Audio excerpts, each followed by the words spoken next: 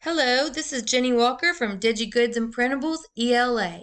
Welcome to Section 5 of my Argumentative Essay Writing Workshop, Writing a Great Hook. If you've stumbled upon this video from YouTube, you can find a link for the workshop in the description. How can you increase the chances that people will want to read your written work? You hook them right from the beginning. People are very busy and have a lot of choices of things to read. They will not take the time to read something that doesn't interest them immediately. Fortunately, people are pretty predictable, and there are a few tricks that will usually pique the interest of most people. The most important things to remember about hooking your reader are that you need to make them curious, and the hook must be tightly related to your thesis statement. You'll learn 6 methods. There are others, but you will learn 6 methods that will teach you how to create a hook from the big idea of your thesis. Let's get started. First of all, take a minute, pause this video, and on your hook slide, approximately slide 40, click and watch this additional video that will help to get you familiar with writing hooks.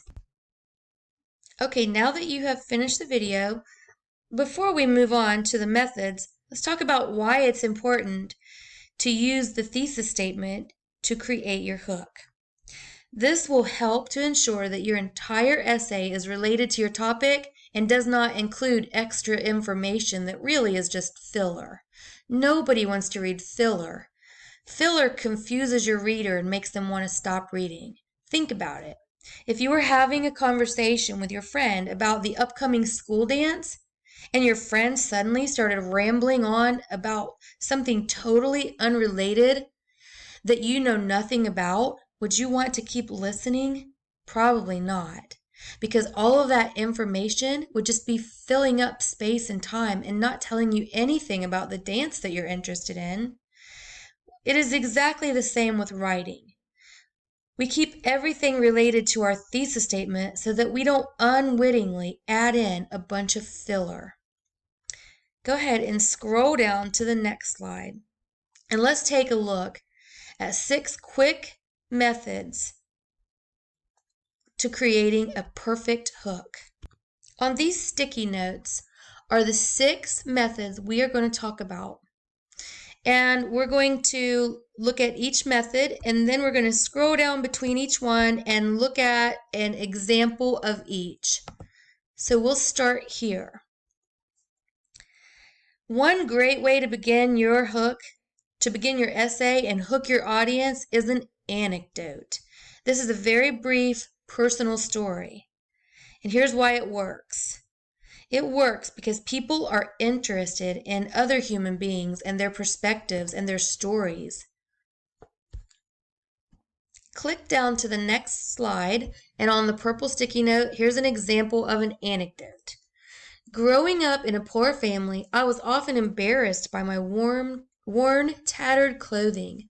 I remembered being jealous of my cousin who avoided this humiliation because her school required students to wear school uniforms. You have probably figured out that this hook is for an essay on the topic of school uniforms. You can probably imagine that the thesis statement for this hook includes the topic of school uniforms. And it works because it immediately engages the reader and who wants to know more about the person that's telling the story. Scroll back up to this slide and let's look at number 2, enlightenment. This is a statement that clears up a common misconception. People find it fascinating to discover that most people have been wrong about something. Scroll down and let's look at this example.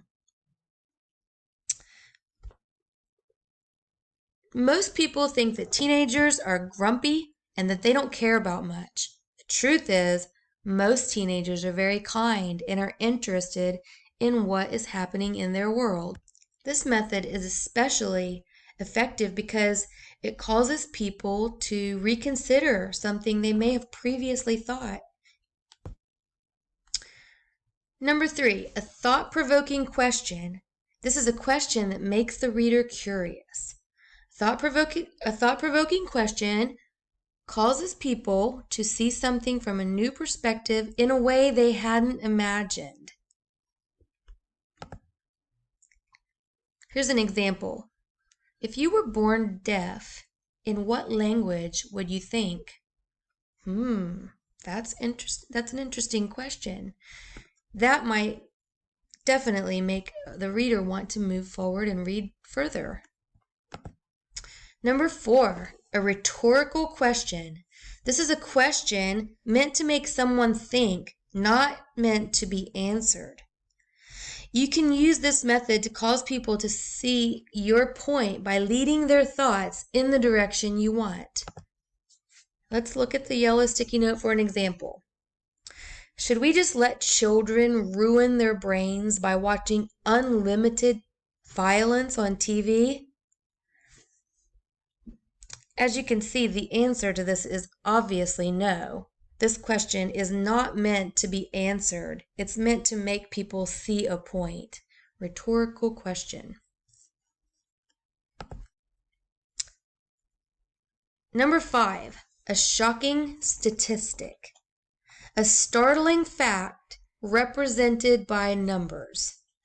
Statistics can show the seriousness or urgency or complexity of something.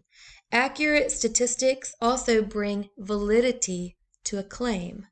Let's check out an example.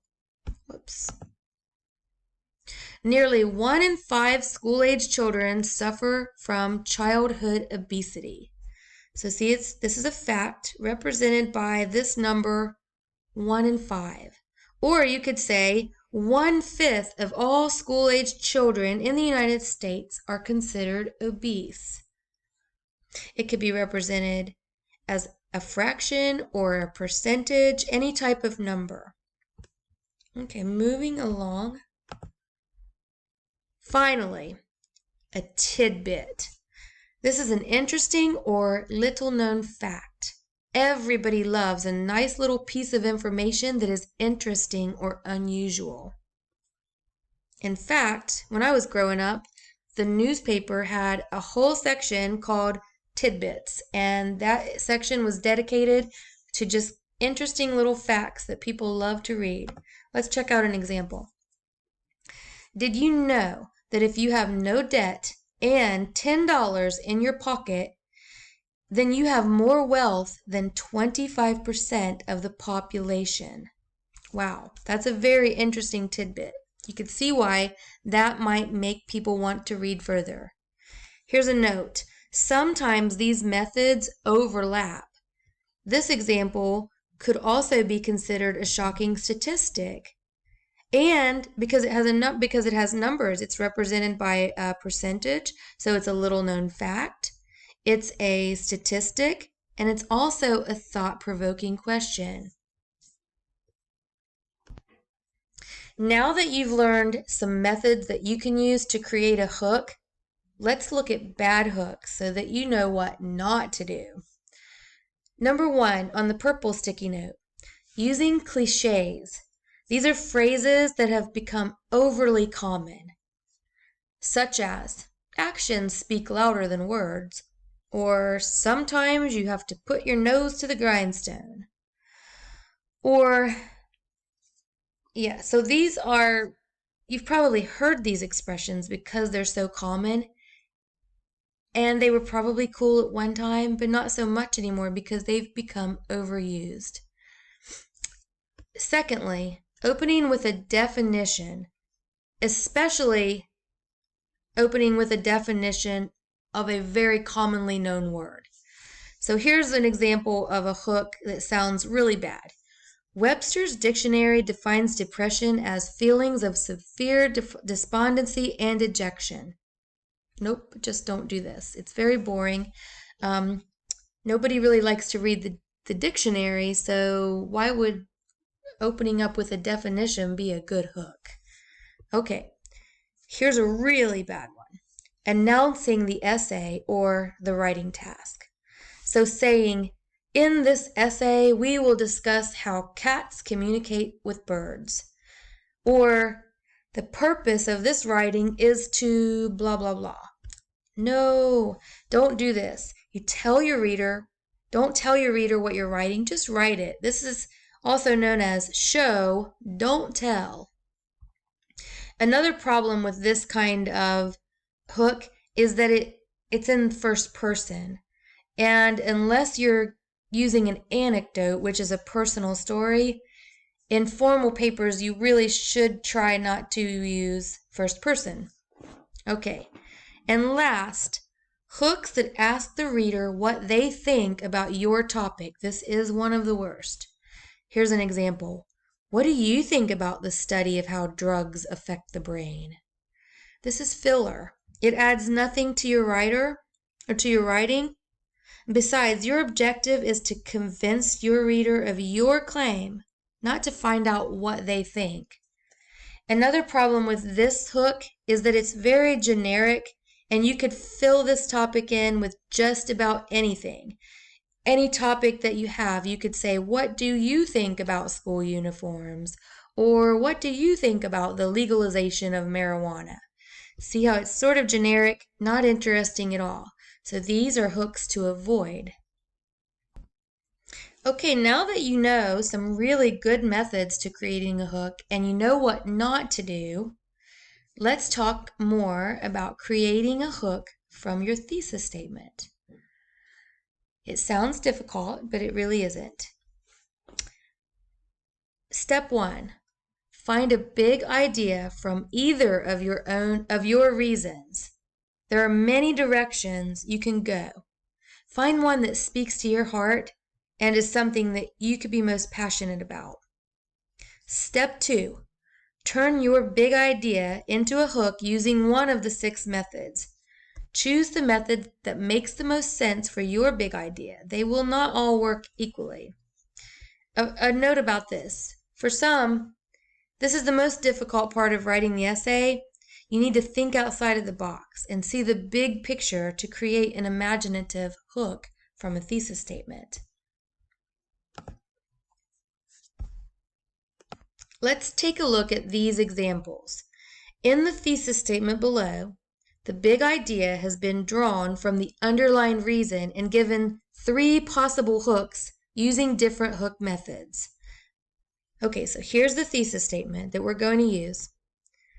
School lunch should be free for all students because, reason number 1, well-fed children learn more effectively and are more engaged in activities and studies.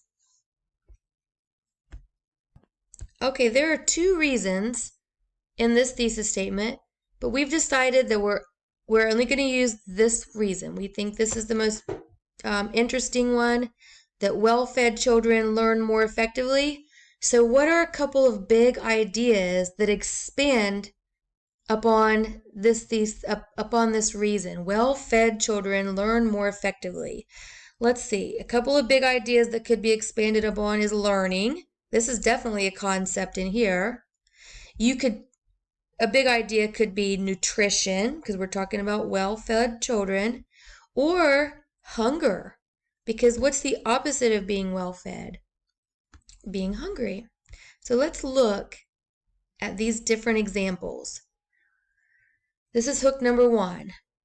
Imagine that you're writing, this is an essay about free lunch for students. And imagine that the essay starts out with this. Did you know that hunger is one of the most debilitating hindrances to education? So see, we took the big idea of hunger and we used a thought-provoking question. Here's another example. When many children leave school, they are concerned with sports, friends, or chores, but some have to worry about food. 13-year-old Adrian wonders each day where his next meal will come from. So we took the idea of hunger again, and we used the hook method of an anecdote, which, if you can remember, it is a personal story. And here is the third example of a hook that could be used for this essay. Nearly 50 million children nationwide are trying to learn on an empty stomach. So this hook combines the big idea of learning and hunger, and it's using the method of statistic because it's represented by a number, 50 million children. Okay, now that you know the 6 most prominent methods to creating a hook, you know what not to do when creating a hook, and you understand how to create a hook based on your thesis statement, it's time for you to give it a try. First of all, you may need to scroll back up and find your thesis statement and pick out the most interesting reason that's in your thesis statement. You can choose any of the reasons, and you can change this if you change your mind. Click into this box and add the reason that you're going to work with for your hook. Next, think of a big idea that relates to this reason. This is where you have to really think outside of the box. What big concepts are attached to your reason? And this is a good place to get help from a peer or from your teacher. If you need someone to help you bounce ideas, this is a good place to pause the video and get a little feedback. So after you have selected your reason and you know some of the big ideas that relate to your reason, choose the hook method that you think works best with this big idea. This can be a little bit difficult also, because there's not one clear or correct answer. You see, writing is very subjective, and it's a matter of style and preference and creativity. So choose the method that you think works best for your hook. Maybe the big ideas in your thesis statement lend themselves to having an anecdote, a personal story. Or maybe you want to show how prominent or how often this thing happens that you're going to write about. So maybe a statistic would work best. Or maybe you can think of an interesting, thought-provoking question. Whatever you do, I'm sure it will be wonderful. And after you have put all of that together, you can move over to the purple sticky note and put your hook together. And you'll notice that you have a gold star in the bottom right-hand corner. That means that this is completed work. Once you are happy with this hook, you can later on come back, scroll back up, copy and paste this information into your introductory paragraph where it belongs. And then later it will go into your full essay. Well, that concludes this section of your argumentative writing workshop. Next up, we'll learn how to introduce background information that familiarizes your reader with your essay topic. This information also will go into your introductory paragraph. If you've stumbled upon this video once again from YouTube, you can find a link to the description in the workshop. And I am Jenny Walker from DigiGoods and Printables, ELA, and I'll see you in the next workshop.